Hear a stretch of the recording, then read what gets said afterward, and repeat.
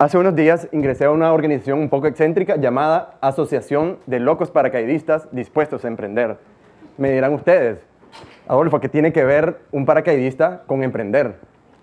Me gustaría que levantaran la mano quienes de los presentes alguna vez han emprendido. Por alguna razón, estas personas tienen muchas similitudes con un paracaidista, es decir, están propensos a asumir riesgos. En mi caso particular, ya me he lanzado varias veces del avión. He creado 4 empresas, de las cuales solamente 2 han sobrevivido, una revista de arquitectura y una firma consultora. Ya tengo un armario repleto de ideas locas que no han funcionado, pero que servirán para iniciativas exitosas. Señoras y señores, un emprendedor no es ningún superhéroe, es una persona de carne y hueso que está dispuesto a ponerse el paracaídas. Hace 5 años, yo renuncié a una organización que no aceptaba mis ideas innovadoras e inicié mi empresa. Parecía un laberinto lleno de obstáculos, y lo ha sido. Pero emprender ha sido la mejor decisión que he tomado en mi vida. Hace una semana, mi revista de arquitectura cumplió 1 año de existir. Luego de 7 ediciones, el desafío ahora es crear una comunidad donde los actores del sector construcción puedan reunirse, tomarse un vinito y decidir qué empresas pueden realizar en conjunto. Ahora la pregunta del millón: ¿por qué unas personas emprenden y otras no? ¿Me habré tomado yo un día alguna píldora para decidir renunciar a mi empleo tradicional y hacer una empresa? La verdad es que no existe una fórmula mágica ni receta secreta de la abuela para ser emprendedores. Todos los que estamos aquí presentes tenemos un paracaídas con herramientas que hemos ido acumulando a lo largo de nuestras vidas y hace tiempo está lista para usarse.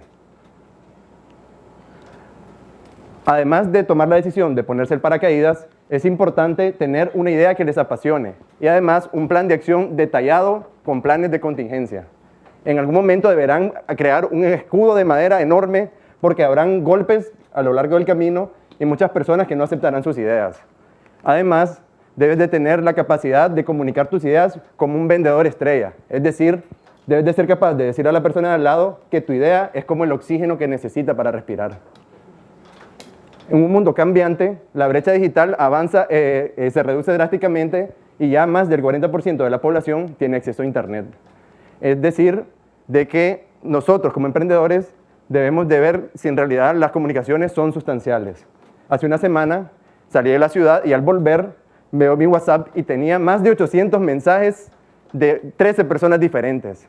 Luego de 1 hora de revisarlo, me di cuenta que muy pocos mensajes eran en realidad relevantes.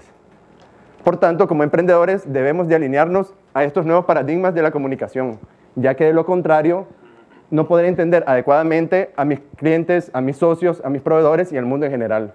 Todos serán más competitivos y dirán, allá quedó Adolfo. Emprender significa potenciar las relaciones humanas. Mi revista ha prosperado porque creé una comunidad virtual que soporta eventos en vivo donde las personas y los clientes se reúnen y podemos conocer en realidad las verdaderas necesidades. Si yo volviera a emprender, si yo volviera a nacer, no dudaría en volver a emprender. Emprender me ha permitido ser extrovertido y ver la vida de manera positiva.